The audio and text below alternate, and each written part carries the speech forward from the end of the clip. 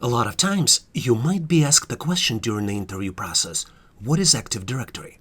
Active Directory is the directory service which contains the database which was designed and created by Microsoft.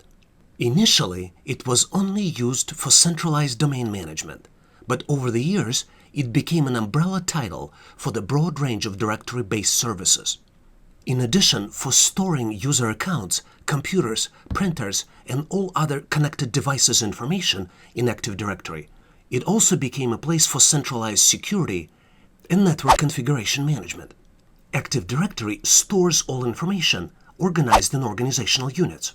Each organizational unit contains user, groups, computers, and other devices information.